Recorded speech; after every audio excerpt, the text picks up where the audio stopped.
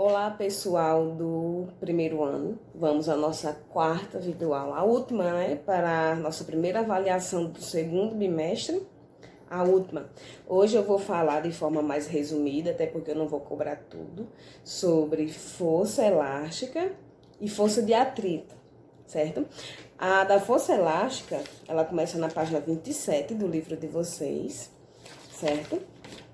E eu vou falar primeiro um pouco dela, certo? Para depois nós irmos à equação. Na parte da força elástica, eu vou falar tanto da parte teórica, que é simples, e vou passar um exemplo de cálculo. Porém, quando for força de atrito, eu vou falar mais sobre a parte teórica. A parte de cálculo na força de atrito eu não vou cobrar, certo? Primeiramente, força elástica. Quando a gente pensa em algo elástico, né? É algo que se estica, ou pode também ser comprimido, né? Se você pegar uma borracha e apertar, você está agindo com uma força aí, uma força elástica. Então, quando a gente pensa em algo elástico, é algo que se estica ou possa ser comprimido, quer dizer, perdão. E na física praticamente é isso. É uma força que é aplicada em materiais que conseguem se deformar e voltar ao seu estado inicial, totalmente ou parcialmente. Quando a gente pega uma mola, por exemplo, no livro vocês dão até esse exemplo, se a gente esticar essa mola, ela se deforma, não é isso? Vamos supor que inicialmente essa mola é 20 centímetros e você puxa. Quando você puxa, você está aplicando uma força nessa mola. Você aplicou uma força para puxá-la e esticá-la. De 20 centímetros, ela passou para 30 centímetros. Ela se deformou? Sim, ela aumentou de tamanho. Essa diferença de tamanho, tanto para mais como para menos, ou seja, se o objeto mudou seu tamanho devido a uma força, a gente chama que é uma força elástica. E, em principal, para ser elástica, esse material, quando a força já não está mais agindo, esse material tem que voltar ao seu estado inicial totalmente ou parcialmente. Tem materiais que quando a gente estica ou quando a gente aperta, não volta ao seu estado 100%. É isso? Tem molas que elas se esticam bastante, elas voltam, mas não voltam ao seu tamanho original 100%, voltam em partes. Porém, é força elástica sim.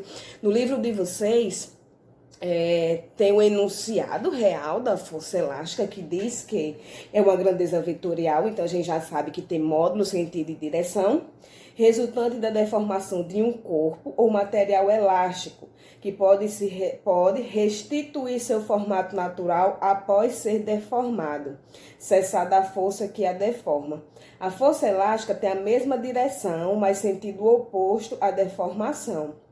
É representada por F, de força L, e por ser uma força, também ela é medida em newtons. Então, gente, essa é o conceito real de força elástica. É uma força que ela é aplicada em materiais elásticos, de propriedades elásticas, borrachas, molas, enfim. Cuja característica é que quando a força ela para de agir sobre esse material, ele volte a ser o que ele era antes, totalmente ou parcialmente. Em relação à equação, a equação é dada por FL, que significa F é L, que é força elástica, um F maiúsculo e um L minúsculo, igual a K vezes ΔX. O menos K depende da questão. O que seria esse K? Esse K, gente, significa constante elástica. É um valor que cada material possui. Cada material possui uma constante elástica. Uns materiais, eles se esticam mais fáceis do que outros, porque depende do que o material foi feito. Então, cada material tem sua constante particular. E, geralmente, a questão sempre fala. ΔX é a deformação. Se o objeto ele se esticou, ou ele se comprimiu, ele mudou seu tamanho, não mudou quando uma força foi aplicada? Então, essa mudança de tamanho é que a gente chama de deformação, que é o ΔX. Simples assim, que eu vou fazer mais de forma resumida, como é a última aula, certo? E eu vou fazer exemplos de cálculo em relação à força elástica. Agora vamos para a força de atrito. Como eu disse a vocês, força de atrito eu vou cobrar apenas a parte teórica. Força de atrito começa na página 34 do livro de vocês, certo? E o próprio enunciado eu vou ler logo de imediato. Força de atrito é uma grandeza vetorial, não é escalar, que surge quando há deslizamento ou tendência de deslizamento entre um corpo e a superfície de apoio. A direção da força de atrito é paralela à superfície de contato dos corpos e tem sentido oposto ao deslizamento ou tendência de deslizamento. É representada por F a T. E por ser uma força também é medida em newtons, ou seja, força de atrito é aplicada em superfícies. Não sei se vocês lembram lá no início de força normal. Força normal, deixa eu pegar aqui. Força normal é uma força que também é aplicada em superfície, só que ela tem que ser perpendicular, 90 graus. Força de atrito tem que ser paralelo à superfície. E é uma força de contato. Por exemplo, eu estou atritando a minha mão à outra. Força de atrito, ela pode ser bem-vinda, pode ser não bem-vinda, dependendo dos casos. Nós podemos aumentar o atrito ou diminuir o atrito em superfícies. Graças à força de atrito e à gravidade, claro, nós podemos caminhar, certo? Nosso pé, pela ação e reação, que anda as leis de Newton, nosso pé empurra o chão para trás e o chão nos empurra para frente. Porém, existe um contato aí, ó, entre o chão e seu pé, que é o famoso atrito.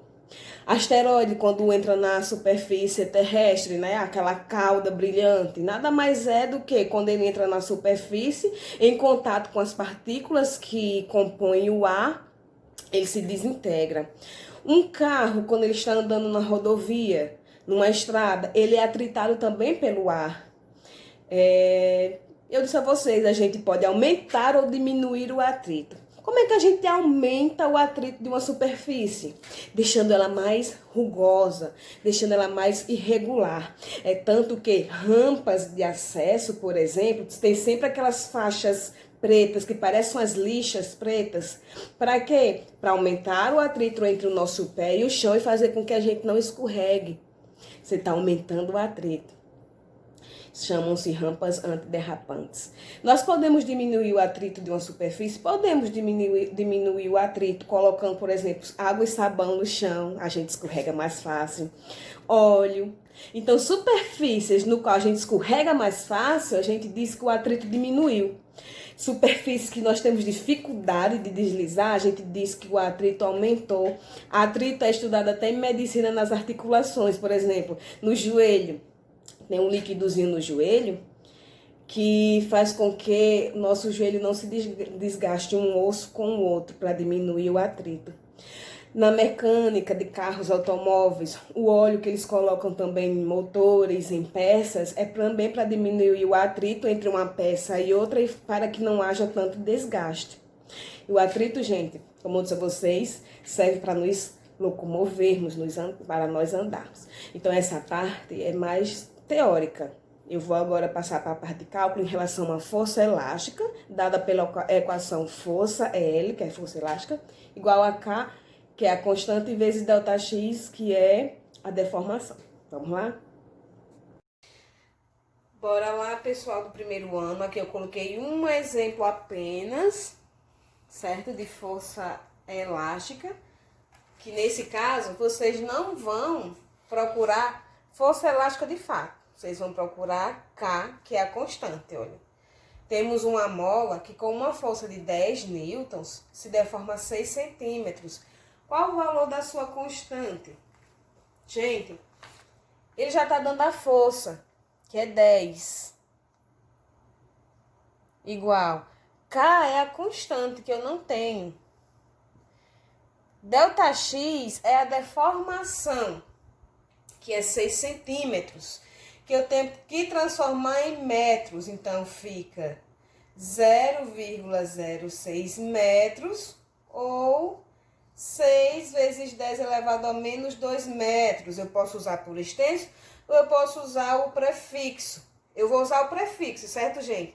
Mas quem for calcular com 0,6 também dá certo. Então, eu vou usar o prefixo 6 vezes 10 a menos 2. Continuando. Se eu quero o valor de K, o K vai ficar antes da igualdade, igual. Vê se eu pego um lápis melhor. Vai ficar 10 em cima, dividido por 6 a menos 2 embaixo. 10 dividido para 6 dá aproximadamente 1,66 vezes 10, porque é esse aqui, ó, que vem para cima. Se aqui está negativo, vai ficar positivo. Fica 10 elevado a 2 newton por metro, certo? Simples assim. Só que nesse caso, como eu vocês, não está procurando força elástica, e sim a constante da mola. Bons estudos!